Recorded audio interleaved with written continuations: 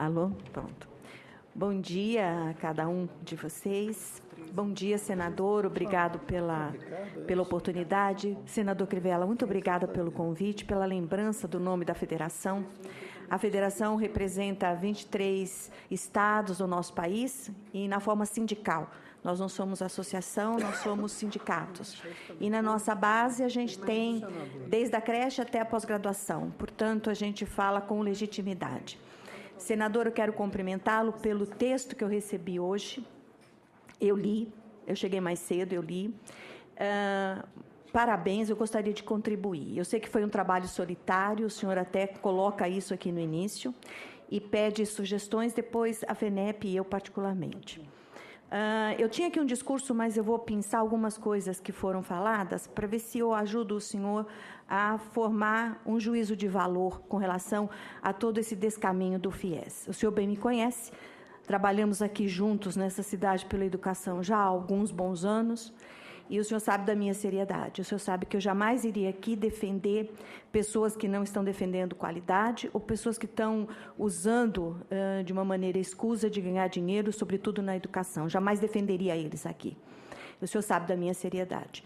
Porém, contando um pouco para você, Maria Cristina, esse nosso histórico com o FIES, no dia 9 de dezembro, nós tivemos uma audiência com o então ministro Henrique Paim. E eu disse a ele, ministro, vai haver mudanças no FIES? Ele disse, de forma nenhuma.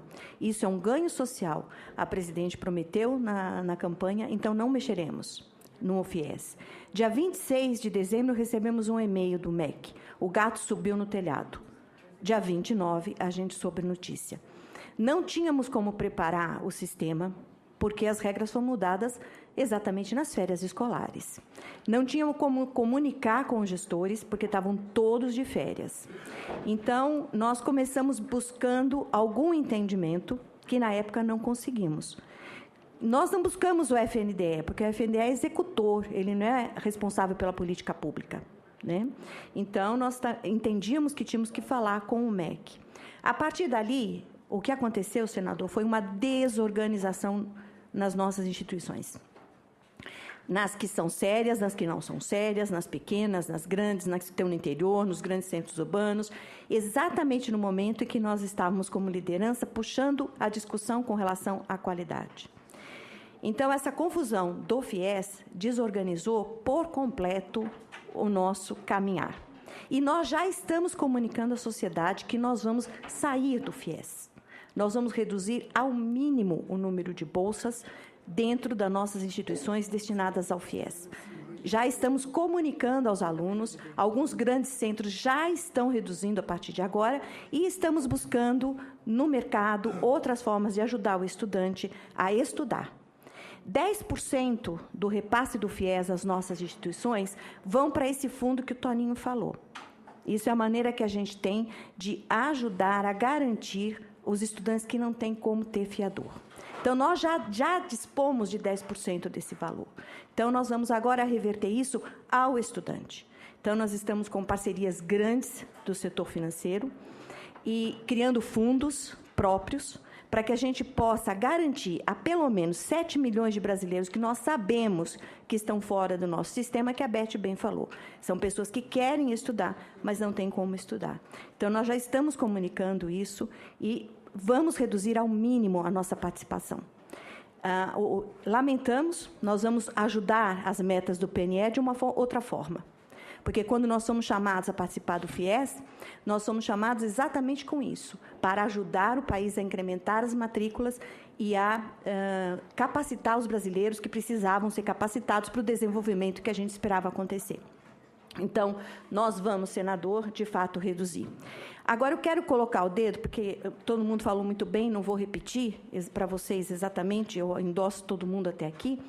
O que eu vou dizer, vou colocar o dedo na ferida com relação ao reajuste. O tanto que nós fomos surpreendidos dos alunos serem punidos por questão de reajuste. Então, eu quero explicar para vocês como é que se passa o reajuste dentro do nosso setor econômico. Ele não é aleatório, ele tem lei. Ele não acontece de acordo com a cabeça do gestor. Ele é obrigado a seguir a lei. Se ele não segue a lei, eu não vou defendê-lo. Eu não vou defendê-lo. Mas nós temos lei. O que a lei nos diz? 2 blocos de reajuste podem acontecer uma vez no ano, independente da situação financeira. O primeiro, o reajuste devido ao aumento de custo, com impostos, tarifas e etc. e tal, e o segundo de investimentos. Fora isso, não há possibilidade de reajuste. Só são essas 2 coisas, essas 2 grandes volumes. Nós temos planilhas de custo para formar o nosso preço. E os órgãos de defesa do consumidor podem pedir essas planilhas a hora que quiserem, e pedem. E sabe o que acontece? Em 99% dos casos, são arquivados os processos, porque os reajustes acontecem dentro da realidade de cada instituição. A escola particular, que tem a liberdade de ensinar e a liberdade de aprender, ela tem diferentes propostas pedagógicas e estão inseridas em diferentes localidades do Brasil. Portanto, não é possível a gente imaginar que um mesmo índice de reajuste seja válido para quem está no interior e para quem está no grande centro urbano, para quem paga R$30 a hora e para quem paga R$230 a hora. Então, o índice de reajuste, nós, como liderança, não conversamos nem com o gestor, porque tem lei, e para quem não obedece à lei, tem punição. E nós, esse valor que a gente está praticando este ano, senador, ele foi pensado e divulgado em outubro do ano passado. Porque também, por força de lei, nós temos que fazer a planilha e a divulgação dos nossos preços com 45 dias de antecedência ao início do ano letivo. Então, a gente publica os nossos valores em outubro. Então, não tem como imaginar que a gente vá, neste momento, querer retroagir, até porque a gente não pode, que a partir do momento que você declara o seu valor, ele é válido por 1 ano, enquanto estiver vigendo o contrato. Você não pode modificar. Se você perder aluno e você fez uma distribuição do seu custo por X número de alunos que você tinha no momento, se essa distribuição, o aluno reduziu, você tem que arcar com a diferença. Então, nós não podemos modificar os nossos preços por 1 ano. E ele foi pensado e foi notificado para a sociedade em outubro do ano passado. Então, como é que você vai mexer em preço agora? E como é que você vai punir o aluno por isso? Como é que você vai transformar isso num mecanismo de punição às instituições e de punição aos alunos? Que isso apareceu depois de 15 de março. Até 15 de março não tinha essa trava. Ela foi anunciada a partir de 15 de março, quando houve o protesto, e os 2 milhões de estudantes estavam nas ruas reclamando do FIES. Então, resolveram, colocar em choque quem? A instituição de ensino com seu aluno. Onde não pode ter, porque lá que nós estamos educando os meninos, olho no olho, senador. É olho no olho, é ali que a gente trata com as crianças. A gente não pode ter choque com eles. E eles foram persuadidos a entender, a imaginar que estavam sendo punidos, que não iam mais participar do FIES, porque nós tínhamos tido um reajuste abusivo. Digo a vocês que qualquer um que declare que uma instituição teve um ajuste abusivo tem que provar. E é assim que a federação agora está fazendo. Vai provar na justiça que foi abusivo. Vai ter que provar. Porque eu estou dizendo ao senhor, senador, 90% dos casos são arquivados. Agora, para aquele que fez abusivo, eu não vou defender.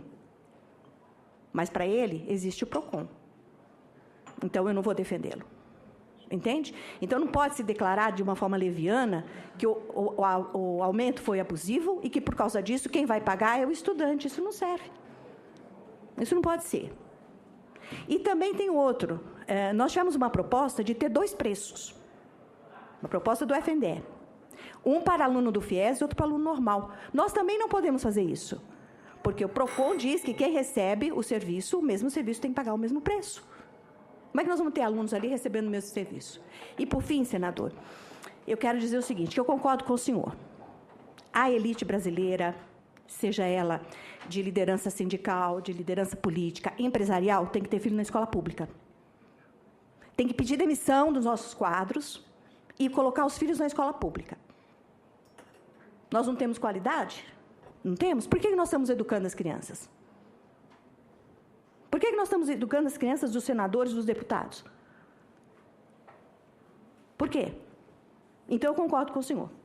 Então, retirem os filhos, peçam transferência e demissão. Porque se você bebe da nossa fonte, se você está lá conosco, você tem a obrigação de nos defender. Não no errado, mas no que é certo e justo. E só para terminar, eu acho que aqueles alunos que fizeram em novembro do ano passado, vestibular doutora Maria Cristina, dentro das regras novas do FIES, eles têm que ser atendidos. Diferentemente do que agora o MEC está propondo, de apenas prorrogar para os contratos antigos, que, diga-se de passagem, quem conseguiu isso foi o setor na Justiça. Foi na Justiça que foi dado aos meninos, a 1.900.000 estudantes, o direito de ter renovado o seu contrato. E nós estamos buscando na Justiça o direito dos 475.000 contratos que a gente imagina que tenha tido em janeiro, que dos quais apenas 210.000 até agora foram aditados. Nós vamos buscar o direito desses 200.000 que estão fora, porque nós acreditamos que eles fizeram vestibular numa época em que a regra era conhecida em novembro de 2014, onde não tinha 450 pontos, não tinha trava de reajuste, não tinha concomitância do ProUni e do FIES, e não tinha as outras coisas que aconteceu. Senador, nós tivemos um período, de janeiro até aqui, onde as regras do FIES eram ditas na televisão, de boca. Ninguém escrevia, senador. E quando os alunos iam fazer inscrição, eles entravam e a gente observava pelos meninos que aquela regra que foi dita e não foi escrita estava valendo, senador. Foi uma desorganização violenta. O setor precisa caminhar, estou falando do setor do ensino particular superior brasileiro, caminhar na direção da qualidade, para que, assim, como o senhor disse, vamos dar o diploma para quem tem, e o diploma tem que valer. Nós temos que receber alunos bons, a gente pega os meninos da escola pública, passamos quase um ano ensinando a eles a ler, escrever e fazer conta, porque são alunos da escola pública. Nós pegamos eles e ensinamos. E queremos dar a ele orgulho que ele buscou, quando fez vestibular, de ter um diploma de ensino superior que é válido no nosso país. Nós queremos caminhar nesse sentido. Precisamos da ajuda, de muita ajuda. Não vou dizer para o senhor que não, precisamos. Até para caminhar na direção da qualidade. Até precisamos pedir ao MEC que nos deixe trabalhar. Porque a gente, quanto liderança, a gente tem que acudir tantos desmandos que a gente não consegue trabalhar nessa direção. Obrigada e me desculpa se eu me estendi.